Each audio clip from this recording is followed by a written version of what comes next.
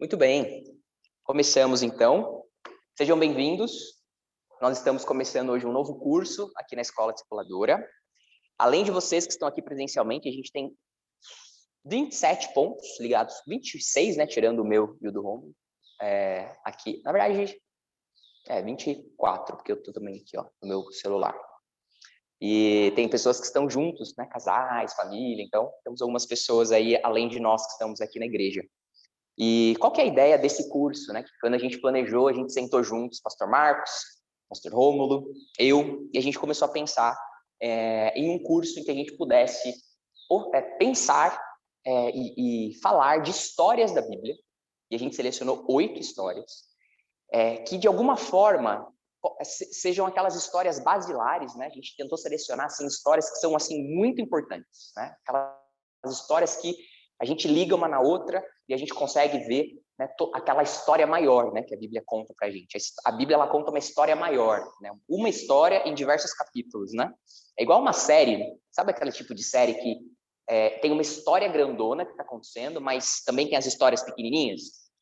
Tem as histórias dos episódios, que também são importantes, que também tem o seu começo e o seu fim, alguns personagens que aparecem e aí não aparecem mais, mas tem alguns que estão sempre lá, né? Então, é mais ou menos isso que acontece com a Bíblia, né, Romulo? A gente tem uma grande história sendo contada e alguns personagens que vão sempre estar lá. Por exemplo, Deus está sempre lá, em todas as histórias, né? Ele é o personagem central nessa história. O ser humano sempre está lá também, mas o ser humano é finito, né? Então, o ser humano, ele tem uma história, daqui a pouco morre, aí começa a história de outro ser humano, mas a história de Deus, ela continua, né? Ela é progressiva, a história de Deus. Olha que bonito essa frase, né? Às vezes a gente olha para a história como sendo a nossa, né? Minha história. A gente se põe no centro, né? É a minha história. A história do mundo é a minha história. Mas se a gente começasse a pensar na história como a história de Deus? Porque, no final das contas, ele é o autor da história, não é?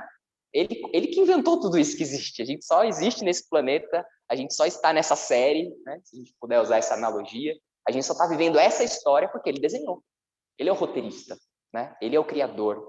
E ele não só é o roteirista, como ele também está dentro da história. Ele se relaciona com a gente, né? Então, é algo real, não é uma ficção. A gente está vivendo a única história, que é a história de todas as histórias, que é a melhor de todas, porque ela é real. E ela ultrapassa qualquer outra tentativa, né? Por mais que a gente goste de ler livros, eu sou super fã de tudo que tem a ver com fantasia e tal. É muito legal, né? Você ser transportado para histórias interessantes, mas não tem nenhuma história que ultrapassa essa história, né? Que a gente está vivendo, né? Que é a história de Deus. Qualquer outra história é uma tentativa, né? De se aproximar dessa grande história que é a história de Deus para nós. E aí, então, a gente pensou, então, nesse curso, em que a gente vai ter 8 aulas. E a gente vai ter aulas que são duplas, tá? São aulas duplas. Como que funciona, então? A gente vai ter aula 1 e aula 2, elas são continuação uma da outra. Por quê? A gente vai ter uma história do Antigo Testamento que se relaciona com uma história do Novo Testamento. Então, hoje, por exemplo, a gente vai ter uma história do Antigo Testamento, mas na aula 2, que é a semana que vem, eu vou ser o mesmo professor, porque a ideia é seguir uma linha, né? A gente vai apresentar uma segunda história, uma história que está lá no Novo Testamento, mas que tem total conexão com a primeira, tá? E a gente vai começar a ver também como todas as histórias estão conectadas. Por isso esse nome, promessa e cumprimento. Muito do Antigo e do Novo Testamento, eles têm essa relação, né, de promessa e cumprimento. Coisas que lá no Antigo Testamento, Deus, ele dava sinais, ou ele prometia, ou ele sugeria, né, que alguma coisa iria acontecer.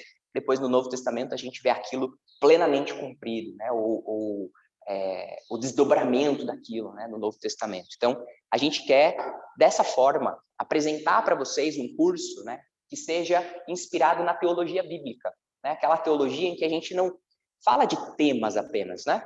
A gente não apenas, vamos falar hoje sobre santidade, vamos falar hoje sobre trabalho. Por exemplo, o último curso foi sobre trabalho, foi um curso temático. A gente escolheu o tema trabalho, a gente apresentou diversas aulas com essa temática, então a gente não tinha uma história bíblica, um texto bíblico só, a gente pegava o tema, né, e tentava ali, na palavra de Deus, investigar o que a Bíblia falava sobre aquilo, misturado com a nossa experiência. Esse é um curso, né, a gente queria isso, agora trazer um equilíbrio, né? O próximo curso a gente queria que fosse uma teologia bíblica. Então, a gente olhar para a história bíblica, e ver a conexão do Antigo e do Novo Testamento. Essa grande história acontecendo, tá? Do começo ao fim. E aí, então, eu quero apresentar para vocês, finalmente, qual é o tema de hoje, da semana que vem, tá bom? Para a gente poder ver a sua sequência. A gente vai começar no começo, né, gente? Não tem como a gente apresentar a história bíblica indo direto para a queda, por exemplo. Isso seria um grande equívoco da gente. Quando a gente começa a falar do evangelho, a gente começa a falar da história de Deus com o pecado. Mas peraí, e antes? Tudo que aconteceu antes é fundamental para a gente entender, inclusive a queda, inclusive o que Jesus fez por nós e o final de todas as coisas, né? Que é a restauração. Então a gente precisa conhecer o começo. E esse é o primeiro estudo que a gente vai fazer. Hoje, o nosso tema é esse, né? Como tudo começou. A nossa história, então, dessas 8, né, de hoje, é a história da criação, só que é a história da criação do ser humano. A gente vai focar em nós, né? A gente tem todo o contexto ali da criação, de Gênesis 1, Deus criando o universo, criando os animais, criando as plantas, criando todo o cenário, mas no final a gente percebe que tem um ápice, né? Até o jeito que a narrativa é escrita, quando chega na criação do ser humano, tem um ápice. Tem mais texto, né, falando de nós do que qualquer outro ser criado, né? E as palavras usadas são únicas, né? A gente vai ler sobre isso hoje e falar sobre isso. Fiquem muito à vontade para fazer perguntas, o pessoal que está aqui em casa no chat, o pessoal que está aqui presencialmente também, tá bom? No final a gente vai tentar também deixar sempre um tempinho para essas dúvidas, mas se surgir alguma coisa antes, podem nem ter, tá bom? Aí se vocês falarem aqui, eu repito aqui para o pessoal ouvir, porque eu acho que eles não vão conseguir ouvir vocês falando, tá bom? Beleza. Vamos lá, então. Como tudo começou? Eu quero primeiro apresentar para vocês essa pergunta. Para que fomos criados? Essa é a pergunta fundamental da nossa vida. Se a gente não sabe responder essa pergunta, ou se a gente ainda tem dúvidas sobre essa pergunta, a gente está perdido. Perdido em que sentido? Eu estou vivendo sem saber direito o que eu preciso fazer, né? Para onde que eu estou indo? Então essa é uma pergunta extremamente filosófica, profunda, eu sei disso. Só que ela é fundamental, não é? Vocês conseguem perceber o quanto ela é fundamental? Para quê? O para quê pressupõe um propósito, não é? Para quê? Não por quê. Para quê? Um propósito. E a gente vê isso claramente na Bíblia. Deus nos criou para um propósito. Mas qual? Tem gente que fala assim, Deus me criou para eu falar de Jesus para as pessoas, né? Para eu levar o evangelho para a humanidade que está caída. Mas, então quer dizer que o nosso propósito só começou depois da queda? Se o meu propósito é falar de Jesus para as pessoas, para que elas sejam salvas e vão para o céu, então eu não tinha propósito antes. Então a gente precisa dar um passo para trás. E antes? E antes da queda? O ser humano foi criado com qual propósito? E aí, se eu entendo o primeiro propósito, aí eu entendo por que então, depois da queda, o nosso propósito é conhecer o evangelho, viver o evangelho e pregar o evangelho. Porque tudo que vem depois está conectado com o primeiro. É um desdobramento do primeiro. Então a gente vai dar um passinho para trás, tá bom? A gente vai pensar antes da queda, antes do pecado acontecer.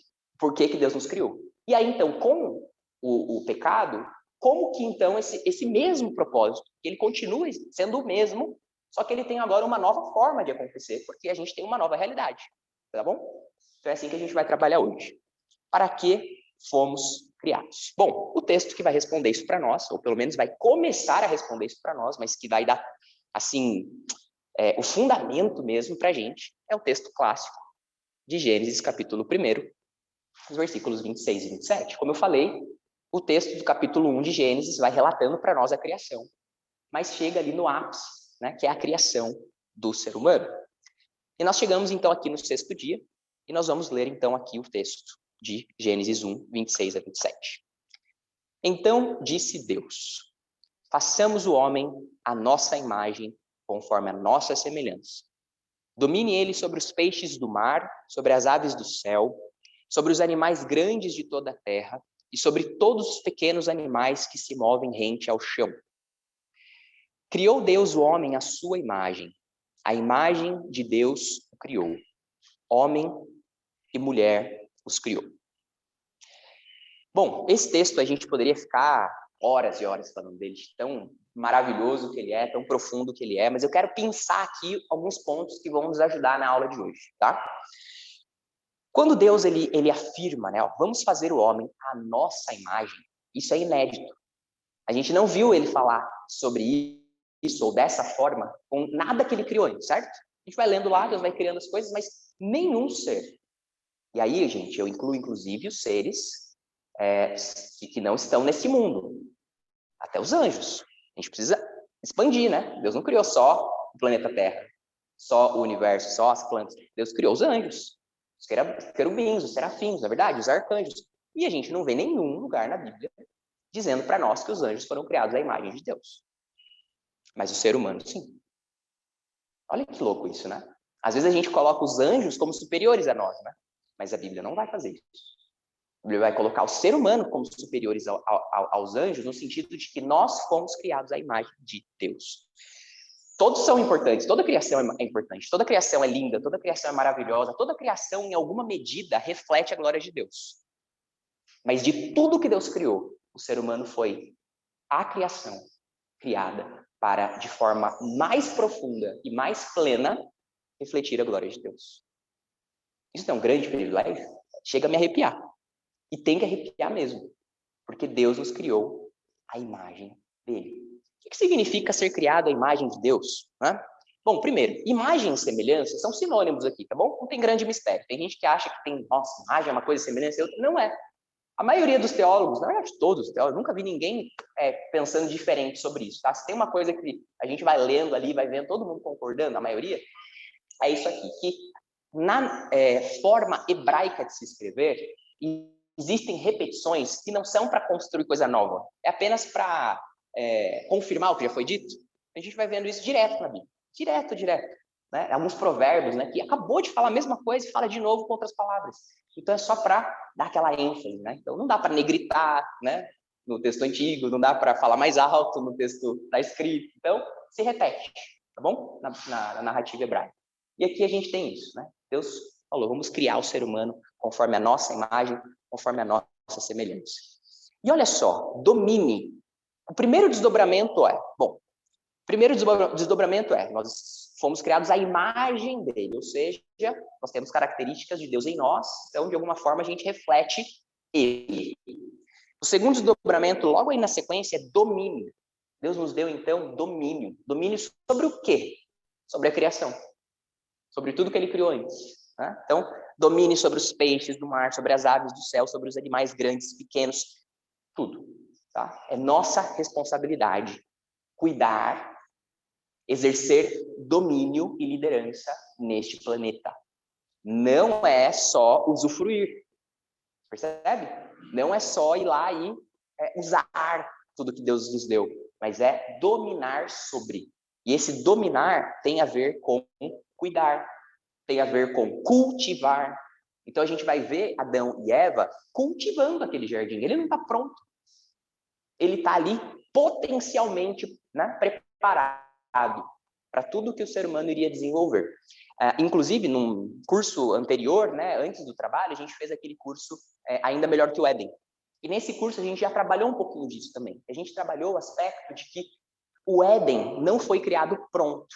Às vezes a gente acha que Deus criou o Éden para a gente ver para sempre do mesmo jeito.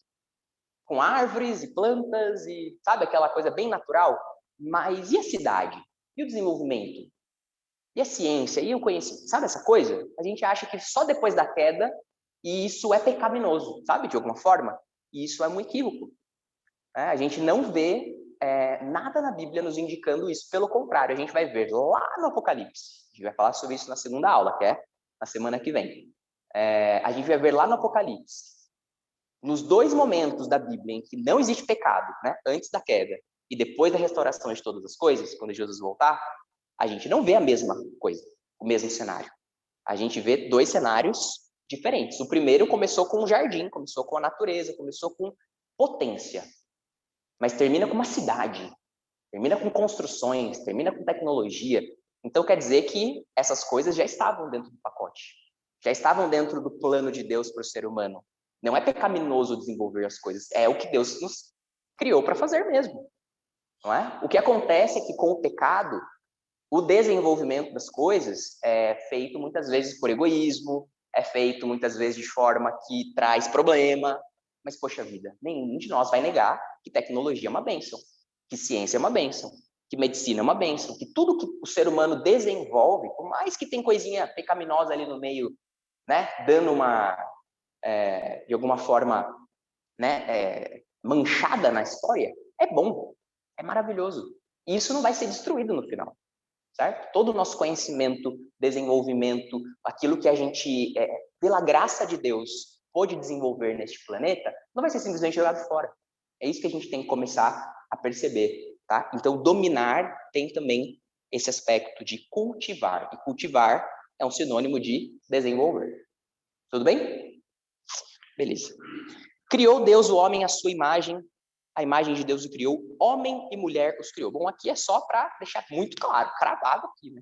Homem e mulher, ambos criados à imagem do Criador. A mulher não foi criada à imagem do homem. A mulher também foi criada à imagem do Criador. E tem aspectos da mulher que refletem aspectos de Deus de uma forma diferente de aspectos do homem que refletem aspectos do Criador. Isso é muito bonito, né?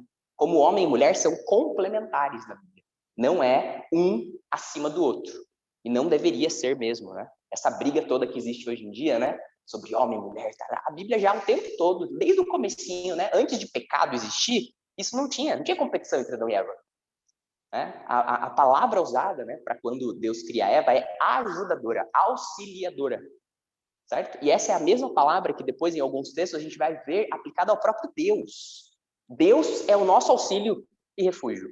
Opa, Deus nos auxilia, é a mesma palavra. Então vocês percebem como não é uma coisa negativa ser auxiliar, ser suporte, ser parceiro? Porque Deus é o nosso parceiro. Deus é o nosso auxiliar em muitas coisas. Né? E a mulher foi criada para ser isso. E de alguma forma, se o homem precisa de auxílio, quer dizer que ele não foi criado para fazer tudo sozinho. E ele não daria conta. Ele precisa da mulher. A humanidade precisa das mulheres. Senão a gente não cumpriria o propósito ao qual Deus nos criou. Olha que bonito isso. O homem não daria conta. A mulher precisou ser criada. E juntos, o cumprimento do propósito. Tá bom? Pois não, Charbel. Eu tenho convicção que você pode falar isso, mas o homem, lá atrás, ele já fazia essa distinção. Onde é que a humanidade deu essa mentira? Você sabe? Assim, o que acontece... Não digo só no contexto bíblico, mas é mais histórico. Sim, sim. Aquela história, né, da mulher não se posicionar. Sei lá, Cleópatra foi caso à parte. Na Bíblia, Pedro não faz parte dele. Mas antes disso, como é que Charbel está perguntando quando que na história a gente consegue já ver esse problema de competição do homem e da mulher, o homem se colocando numa posição, às vezes, de domínio excessivo sobre a mulher e tudo mais, né? A Bíblia ela não vai nos dar, assim, um momento, né, onde começou assim, a não ser, claro, a gente vai entender que logo após a queda, claro. Acabou de acontecer o pecado ali, a gente já vê conflito entre Adão e Eva, certo? Imediatamente há conflito entre Adão e Eva, não é verdade? Um quer botar a culpa no outro, um quer jogar a culpa pro outro. Então, eu acho que, assim, a corrupção que gerou tudo isso foi imediata, Charbel, né? A partir do momento que o ser humano ele se afasta da fonte, né, que é Deus, a partir do momento que o ser humano começa a viver de forma independente do seu Criador, o negócio já está, a bagunça já está posta. A primeira é que eu sou muito de vocês, mulher. E o dela é estar em posição. Sim. Duas mentiras. Um no coração da mulher e um no coração do homem. Isso. E além de mentiras, a gente vê também uma punição, tá?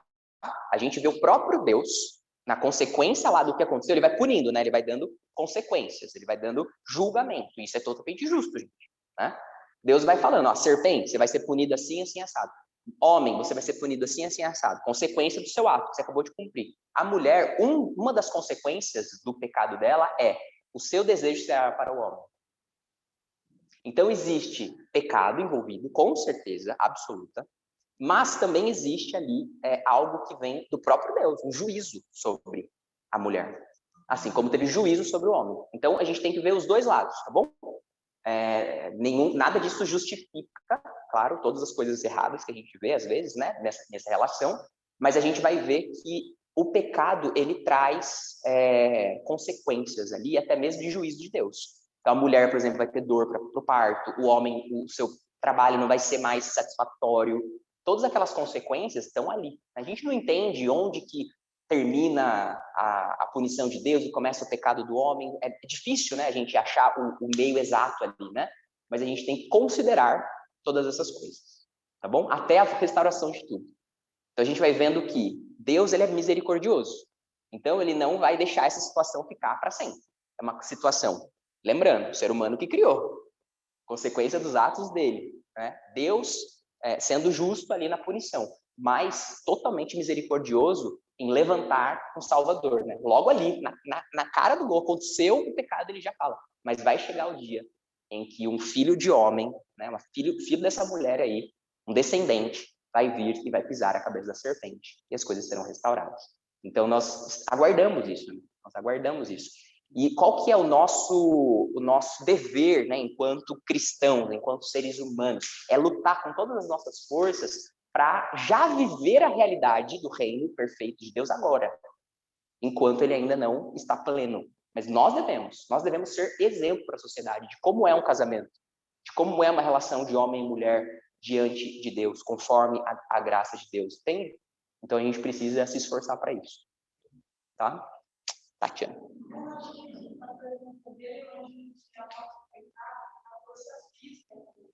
Sim. Uhum.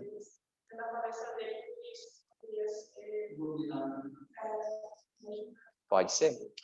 Com certeza. A Tatiana está trazendo. Tatiana é igual a minha prima Tatiana também. Tatiana está trazendo que também é questão física, né? O ser humano, o homem, fisicamente, né? E para muitas coisas, o homem ele tem a primazia por conta disso. Principalmente, não faz tanto tempo, né, gente, em que a maioria das coisas na sociedade era braçal. Hoje a gente tem uma outra realidade, né? Em que muita coisa na sociedade não é tão braçal assim, né? Mas antigamente era. Então, eu concordo com você. Esse aspecto também tem que ser levado em conta, tá? Vamos para frente, que a gente ainda tem bastante coisa legal para falar hoje. É que esses temas, né, dão pano para manga. Fazer aulas só para falar de cada pontinho, né? Bom, a gente vê que o pecado aconteceu, né? Então a gente vai falar um pouquinho da consequência do pecado hoje também. A imagem foi distorcida. Então, o ser humano foi criado à imagem do seu Criador, a imagem de Deus. Só que essa imagem foi distorcida. Romanos 3:23, o apóstolo Paulo vai dizer isso, né? Pois todos pecaram e carecem da glória de Deus. Então, aquela imagem maravilhosa, né, que o ser humano tinha quando foi criado, ela foi manchada, certo? E essa glória que estava em nós, e a gente vai falar de glória daqui a pouco, ela desvaneceu, né, por conta do pecado. Então agora, olhar para o ser humano já não é mais ver o reflexo da glória de Deus como era antes, por conta do pecado, tá bom? E aqui eu quero trazer, né, para a gente começar a entender o que é esse negócio de glória, né? Às vezes a gente fala glória de Deus, a gente fala sobre a minha vida deve glorificar a Deus, e a gente às vezes não entende. O que é isso na prática? O que significa viver para a glória de Deus? E eu acho que a definição que esse teólogo traz para a gente, né, o Sinclair Ferguson, ele ajuda a gente, tá? Ele vai na palavra bíblica. Então ele diz assim, ó: as palavras de Paulo aqui estão carregadas pelo tema bíblico da imagem divina. A gente está falando disso, imagem divina. Nas Escrituras, imagem e glória são ideias interrelacionadas. Sendo a imagem de Deus, o homem foi criado para refletir, expressar e participar da glória de Deus como uma criatura em miniatura. Então, ó, imagem e glória são dois conceitos, são duas palavras que estão relacionadas na Bíblia. tá bom? A gente precisa ver as duas juntas. Então, quando a gente vai lá em Gênesis 1 e vê que o ser humano foi criado à imagem de Deus, a glória de Deus está envolvida, tá bom? É por isso que Paulo vai usar em Romanos 3:23, em que está falando da queda, ele vai usar glória e não a imagem. Carecem da imagem de Deus, porque as duas coisas estão juntas, tá bom? É nesse sentido aqui que o Sinclair está ajudando a gente a entender. Então, o homem foi criado para refletir, para expressar e para participar da glória de Deus. E aí, o que é a glória de Deus? Eu gosto dessa definição aqui, me ajuda. A glória de Deus é a soma de tudo o que ele é. Se a gente puder... Não nos ajuda tanto, né? Mas ajuda em partes, né? A glória de Deus é a soma de tudo o que ele é. Então, Deus é... Meu Deus, quanta coisa, né? Quanta coisa Deus é. Tudo isso é a glória dele. Ou seja, é quem ele é, no final. Falar da glória de Deus é falar de quem ele é, das suas características, ok? Tudo isso é a glória de Deus. Então, a gente começa a perceber, então, o ser humano sendo criado para ser reflexo dessas características, ser reflexo, o participante também, né? Porque está em nós, a gente é participante dessa glória. Tá começando a... Vamos caminhando junto aqui. Se ficar travado, vocês me avisam. E aí a gente chega em Jesus, né? Quem é Jesus, senão a verdadeira imagem de Deus? Nós temos alguns textos aí maravilhosos, né, no Novo Testamento que vão falar disso. 2 Coríntios 4:4 vão falar ali, né, que o Deus desta era cegou o entendimento dos descrentes para que não vejam a luz do evangelho da glória de Cristo, que é a imagem de Deus. Ou seja, Jesus é a imagem de Deus. Colossenses 1:15. Ele, né, falando de Jesus, é a imagem do Deus invisível, o primogênito de toda a criação. Ele é a imagem do Deus invisível. Hebreus 1:3. O Filho é o resplendor da glória de Deus e a expressão exata do seu ser. Opa, aqui a gente vê a grande diferença entre Jesus e nós, né? Nós não somos a expressão exata de Deus, nós somos um reflexo. Nós temos essa imagem, né? Fomos criados para refletir, mas a gente não é Deus, né? Nenhuma medida a gente é Deus, né? Mas a gente tem as características dele em nós de forma superior a qualquer outra coisa que Deus criou. É isso que a gente tem essa posição na criação, de toda a criação, o ser humano sendo a coroa, né? Sendo aquele que mais expressa a glória de Deus. Mas Jesus não está entre seres humanos, né? Ele está acima, ele é Deus também, ele é o Filho de Deus por excelência, ele é o único que possui a mesma natureza do Pai. Nós não. A nossa natureza é ser humano. Jesus tem a natureza divina, ele se tornou humano, então hoje ele carrega as duas, né? Homem e Deus, mas ele sempre foi Deus, e nós nunca seremos Deus. Eu acho que isso é importantíssimo, né? Para a gente poder definir qual é a diferença entre ser humano e Jesus. Aquele que é a palavra tornou-se carne e viveu entre nós. Vimos a sua glória, glória como do unigênito vindo do Pai, cheio de graça e de verdade. Olha que lindo, né? O que Jesus fez quando ele veio para cá? Ele trouxe a glória de Deus para a terra. Ele tornou visível aquilo que era invisível após o pecado. Após o pecado, onde é que a gente via a glória de Deus? Meu Deus, ela ficou tão manchada, né, no ser humano, que difícil a gente achar, né, Deus nas coisas, né? A criação revela a natureza, o pássaro, a flor. Beleza, reflete mesmo. Mas não chega nem aos pés de quem Deus é de verdade. Deus é tão maior, Deus é tão maravilhoso, Deus é tão mais belo do que o mais belo pôr do sol. Deus é tão mais belo do que a mais bela flor. Assim, é só um grãozinho, assim, sabe? Só um pequeno reflexo. Se a gente pensar no sol, né, talvez é um rainho de sol só de quem Deus é, quando a gente olha para a criação. Então, se aquilo já nos encanta, imagina ver Deus face a face. Como vai ser? Não é? Por isso que o céu é o melhor lugar que existe, porque é onde Deus está. Tá bom? Mas quando a gente olha para Jesus, a gente vê alguém que é a exata expressão de Deus.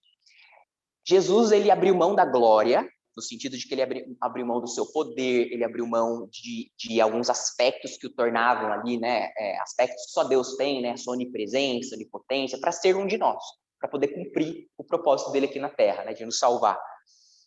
Mas a vida dele já nos aponta assim, Deus é isso aqui, queridos. Você quer saber como Deus é? Olha para Jesus. E aí, como Jesus se tornou homem, então a gente começa a ver em Jesus o modelo para nós. Opa! Como que é um ser humano que não é Deus? Né? No sentido assim, de que não é onipresente, não é onipotente, não é onisciente. Como que é um ser humano, só que perfeito? Jesus. Jesus é o modelo. Só deixando bem claro aqui que Jesus nunca deixou de ser Deus, tá bom? Por vir aqui. Mas ele abriu mão dessas características temporariamente para vir e cumprir o seu chamado aqui entre nós. Mas ele sempre continuou sendo Deus aqui na Terra. Só que ele abriu mão para poder se tornar ser humano, tá bom? É complexo pra caramba, mas é isso mesmo. Mas ele se torna, então, o grande modelo para nós. Né? Se a gente tem que saber como é que a gente tem que ser, a gente tem que olhar para Jesus. Porque ele é a imagem de Deus. E aí, então, falando de propósito, né, a pergunta inicial da nossa aula foi: para que fomos criados, certo? Então, a gente começa a chegar na resposta. Romanos 8, 28 a 30. Sabemos que Deus age em todas as coisas para o bem daqueles que o amam, dos que foram chamados de acordo com o seu propósito. Opa, chegamos numa palavra importante: propósito. Pois aqueles que de antemão conheceu, também os predestinou, ou seja, qual é o nosso destino? Para serem conformes à imagem do seu Filho, a fim de que ele, Jesus, seja o primogênito entre muitos irmãos. Olha que coisa linda! Deus, por toda a eternidade, sempre teve um Filho e um somente, Jesus. Mas com a criação do ser humano, qual é o grande propósito de Deus? Ampliar essa família. E nós, sendo agora incluídos para fazer parte dessa família, sentarmos à mesa com o Pai e com o Filho, sermos também agora chamados de filhos. Isso é a coisa mais maravilhosa que existe. E nós sermos o primogênito entre muitos irmãos. Acho que é uma distinção milenar da história da humanidade, e o homem ele se engana dizendo que pode ser igual a Deus, né? Sim. E o propósito de Deus é que o homem seja igual a Jesus. Essa é a base principal. Se o ser humano, por mais religião que tenha, ele não consegue vislumbrar isso, ele consegue criar essa meta, que é o tema principal da aula, né? Qual é o propósito nosso cara aqui? É ser igual a Jesus. Jesus não é Deus, não. Deus faz em Jesus exatamente o que ele queria que fosse feito lá no começo da criação. Aquele ano Adão, né? Aí ele chega ali e fala: olha, não deu certo, deixa a história correr. Eu vou botar meu filho no meio dessa história toda e vou mostrar que é possível ser o que eu criei lá atrás. Vocês querem isso? Então se rendam a ele. A partir do momento que acontecer isso, se vocês olharem para ele e se tornarem como ele, eu cumpri o propósito. Isso. Então, a humanidade a gente entra junto, né? O ser humano.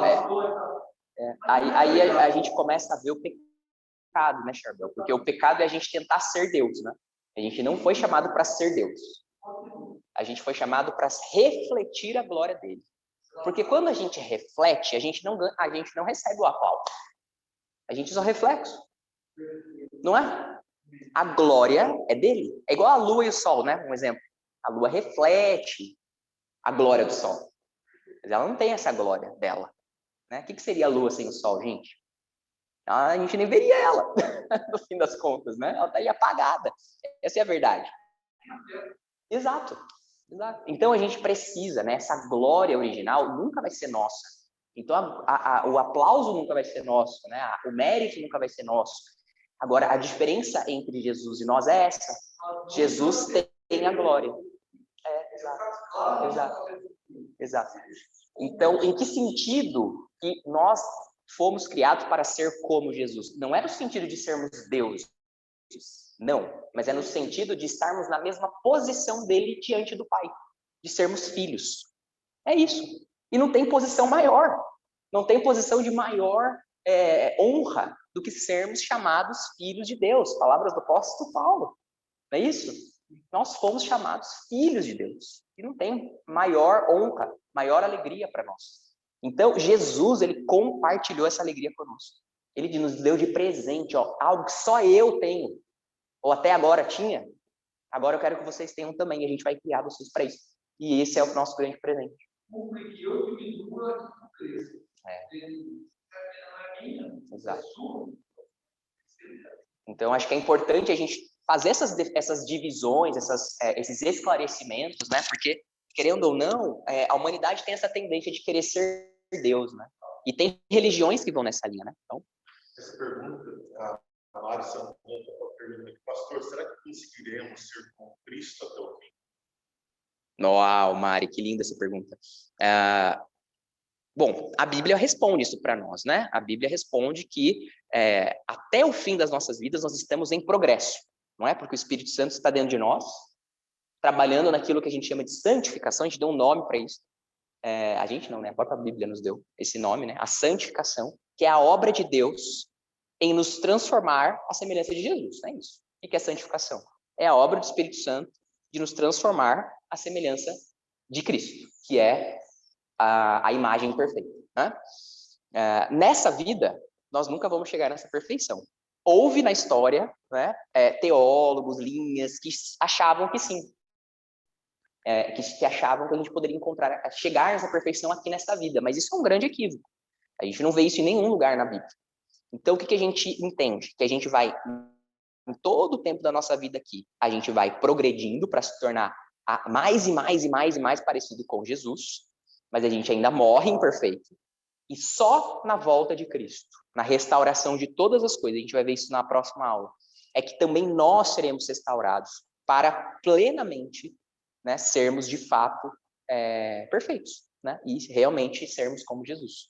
Tá? Então, nessa vida não, mas vamos chegando um pouquinho mais perto a cada dia, por mais longe que ainda estejamos. E esse texto termina, né? E aos que predestinou, também chamou, aos que chamou, justificou, aos que justificou, glorificou. Então, eu só quero também destacar aqui essa palavra do glorificou, porque está tudo relacionado, né? Ou seja, restaurou a glória, né? Vai trazendo a glória de Deus para nós de novo, tá? Para sermos conforme a imagem do seu Filho. Então, qual é o grande propósito das nossas vidas? Nos tornarmos a imagem de Jesus. Esse é o grande propósito da nossa vida. E esse propósito não é só depois da queda.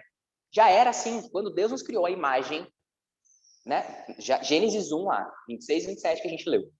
Vamos criar o homem à nossa imagem, conforme a nossa semelhança. Quem é a imagem perfeita de Deus? Jesus. Vamos criar o ser humano à imagem de Jesus. É a mesma coisa, com outras palavras. Entendeu? Então, qual é o grande propósito das nossas vidas? Nos tornarmos a imagem de Jesus, porque Jesus é a imagem perfeita do Pai. Ver a Cristo é ver o Pai, não é isso que ele falou? Quem vê a mim, vê o Pai. Não tem diferença nenhuma entre nós. Nós somos exatamente iguais no sentido de glória, características, né? Todos os nossos atributos, essa é a palavra que eu estava procurando, são os mesmos, iguais, inclusive em potência, né? Não tem Jesus e o Pai não competem, né? Então é nesse sentido, né? Nós fomos chamados para sermos a imagem de Jesus, semelhantes a Jesus, né? O reflexo de Jesus na Terra, tá bom? Nós não vamos ser iguais a Jesus, porque nós nunca seremos deuses, nós nunca seremos participantes da natureza divina. Isso nos diferencia dele, mas nós teremos, né? Fomos criados para ter o privilégio de sermos filhos, que nenhum anjo tem, nenhum anjo chama Deus de Pai. Só nós podemos fazer isso. E refletirmos a glória dele. E por toda a eternidade, eu vou segurar um pouquinho, porque a gente vai falar disso na semana que vem. A vontade é falar tudo agora. Por toda a eternidade, nós viveremos esse propósito de refletir mais do que os anjos, mais do que os serafins, mais do que os querubins. Tá bom? Isso é muito importante que a gente entenda. Chegando ao final, eu quero só dizer que isso é conhecimento antigo. Está na Bíblia e está na nossa confissão de fé. né? No breve catecismo de Westminster, que é como se fosse uma versão resumida aí, né, da grande confissão de fé de Westminster, né? É uma versão de perguntas e respostas, né, pastor Romulo? O breve catecismo de Westminster é: qual o fim principal do homem? Que é uma outra forma de perguntar o que eu perguntei no início da aula, né? Qual é o grande propósito do ser humano? Para que nós fomos criados, tá bom? E qual que é a resposta? Apareceu uma mensagem de instabilidade na minha rede aqui. Se tiver alguma coisa assim no chat, vocês me falam, tá bom, pessoal? Do Zoom aqui. Glorificar a Deus e desfrutá-lo para sempre. Glorificar a Deus e desfrutá-lo para sempre. Olha que resposta incrível, gente. Esse pessoal de Westminster, eles estavam inspirados, viu? Porque para responder essa pergunta com esse número de palavras tão sucinto, é muito difícil, né? E eles fizeram. Glorificar a Deus. Então, essa primeira parte da resposta é tudo que a gente conversou até aqui, certo? É refletirmos a glória dele. É sermos pessoas em que qualquer ser que olhar para nós vai olhar para o Criador e vai dar glória a ele. Bom? Assim como a gente faz isso com a natureza, mas o ser humano foi criado para fazer isso de uma forma ainda mais perfeita e poderosa. Só que vem junto com uma outra coisa que a gente não pode esquecer, que ser a imagem de Deus e estarmos na posição de filho nos dá o privilégio da comunhão e o privilégio da intimidade. E ter comunhão com Deus e intimidade com Deus é a coisa mais incrível que existe, é o prazer maior que existe, ou seja, desfrutar Deus. Deus nos criou para desfrutar dele. Ele é o ser mais incrível que existe. Nas palavras do John Piper, John Piper diz que Deus é o tesouro, né, de todo o universo. Né? Ele é o grande tesouro, né, de tudo que existe. Ele sabe disso. E aí ele nos cria para termos o privilégio de uma forma mais profunda e mais íntima do que qualquer outro ser, desfrutar da presença dele. Os anjos desfrutam? Claro. Os querubins, né, também. Os serafins estão lá ao redor do trono de Deus, né, contemplando a glória dele, dizendo santo, santo, santo. Esses seres desfrutam da presença de Deus? Claro. Mas nós temos o privilégio de desfrutar num nível que nenhum outro tem. Porque nós somos filhos. Não é diferente? Quem é pai aqui? E as mães também. Qual é a comunhão que você tem com seu filho? É diferente de qualquer outro ser, não é? E a intimidade é diferente. Você não dá os mesmos privilégios que você dá para o seu filho para outras pessoas. É ou não é? E é assim que é conosco. Por mais que outras pessoas também possam desfrutar da nossa presença e da nossa intimidade. Claro. Amigos, não é verdade? Mas existe um nível de intimidade entre relação pais e filhos que é muito única, que é muito exclusiva. E nós somos criados para essa posição, né, pastor Romulo? Coisa mais maravilhosa que existe. Tá? E aí, então, a gente vai chegando ao final, ó, com textos, né? Alguns textos aqui. Colossenses 3:10. E se revestiram do novo, o qual está sendo renovado em conhecimento à imagem do seu Criador.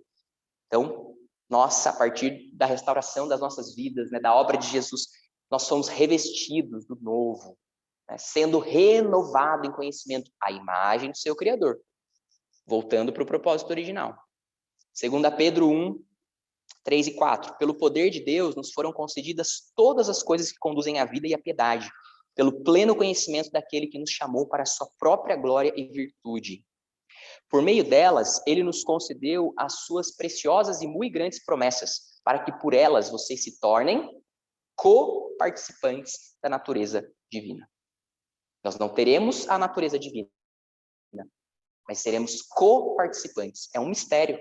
Como que vai ser isso? Não sei, gente. Mas não somos deuses, mas temos grandes características dele em nós. Tendo escapado da corrupção das paixões que há no mundo. Ok? co-herdeiros, né? Não tem essa palavra também? Co-herdeiros com Cristo. Ou seja, ele é o herdeiro, mas eu participo, entendeu? É isso. Jesus é o único que tem a natureza de Deus, mas eu participo. Eu tenho os privilégios, eu não tenho em mim a natureza, mas eu tenho os privilégios. Será que é mais ou menos por aí? Sou eu tentando entender o que significa isso. Eu não sou Deus, mas eu tenho privilégios, como se eu fosse o filho. Entendeu? É como se, usando a ideia de que nós somos adotados, né? Se nós fomos adotados, o apóstolo Paulo vai dizer que nós somos adotados pelo Pai. Um filho adotivo, ele tem todos os privilégios, mesmo que ele não carregue o mesmo DNA. Não é isso? Do pai que o adotou?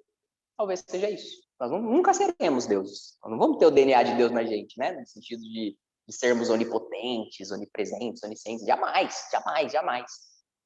Mas nós temos a natureza dele em nós nesse sentido, né? Nós coparticipamos, nós sentamos à mesa com ele. E isso nos dá, o que a gente vai trabalhar com mais profundidade na próxima semana, aquele domínio para o qual nós fomos criados, que a gente viu lá em Gênesis 1. Deus nos criou para dominar sobre a criação. Com qual autoridade? Com a autoridade do próprio Deus que nos criou. Porque nós somos coparticipantes de tudo aquilo que ele é. É isso. E o último texto de hoje, Apocalipse 5, 9 e 10. Só para dar um gostinho, né, para a próxima aula. Eles cantavam um cântico novo. Tu és digno de receber o livro e de abrir os selos, pois foste morto,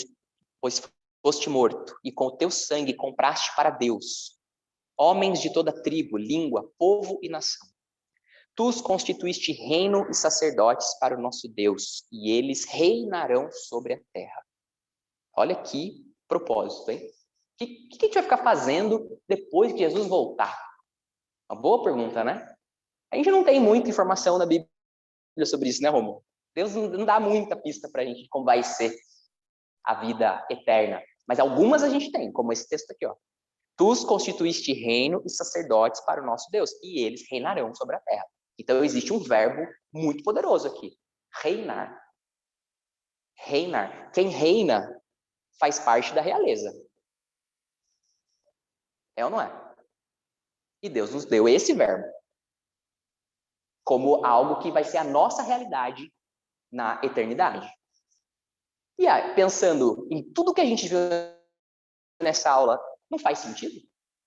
Se Deus nos criou com tantos privilégios, né, em tal posição de filho, isso já não é dizer que a gente faz parte da realeza? Se a gente faz parte da família dele, certo? Então a gente na próxima aula vai elaborar um pouquinho mais, vai tentar explorar o que a Bíblia fala um pouco sobre essa volta de Cristo. Então qual vai ser a história da próxima aula? A história da vida eterna. A gente viu a história da criação hoje, com todos esses fundamentos importantes aí para a gente entender a história bíblica, para que na próxima aula a gente linke isso com Apocalipse, né? A criação com a segunda criação, com a renovação de todas as coisas, o novo céu e a nova terra, tá? A gente vai falar sobre o novo céu e a nova terra. Essa história continua, né? Esse vai ser o tema do nosso segundo estudo, a história continua, tá bom? E eu vou começar a aula da semana que vem trabalhando um texto que ainda é tipo como se fosse o fim dessa primeira aula, tá? E antes de começar o segundo. Porque eu acho que tem um texto, Pastor Romulo, que está lá no Antigo Testamento, a história de Moisés, tal, mas que o apóstolo Paulo vai trazer para a gente, da glória de Deus na face de Moisés, que nos mostra um pouquinho sobre como que a gente vive a nossa vida aqui, no aguardo da vida lá, e como que a gente pode trabalhar essa questão da santidade, né, de forma mais prática também. Então, eu quero começar a próxima aula também trazendo esse aspecto, a gente fechar e começar, então, a explorar o texto de Apocalipse. Tá bom? Vamos orar? E se vocês tiverem mais alguma pergunta, aí fiquem à vontade para trazer aqui nos minutinhos que a gente ainda tem. Pai, nós te agradecemos, Senhor, por este tempo aqui na tua presença, com irmãos tão queridos, Deus, participando conosco, tanto aqui presencialmente quanto em casa. Deus, como esse tema, como a tua palavra é maravilhosa, como é incrível, Senhor, e como enche o nosso coração saber, Deus, que o Senhor nos criou e nos criou para sermos teus filhos, nos criou para sermos a semelhança de Jesus, nos criou para termos esse propósito, que é o maior propósito das nossas vidas, que é refletir a tua glória. Deus, que o Senhor nos ajude a valorizar isso, a viver isso aqui na terra, a guardarmos com grande expectativa a volta de Cristo, mas enquanto isso não acontece, que a gente viva aqui nessa dinâmica já, Senhor, de te conhecer, de te amar e de fazer o mundo conhecer o Senhor, Pai. Deus, muito obrigado. Nos ajuda a realmente digerir, Deus, tudo isso. Ajuda-nos, Senhor, a pôr para dentro, e não só racionalmente, Deus, mas no nosso coração, na nossa vida, em cada célula do nosso corpo, nós estejamos imersos, Deus, na grande realidade para o qual o Senhor nos criou. Muito obrigado, Deus. Nós te agradecemos em nome de Jesus. Amém.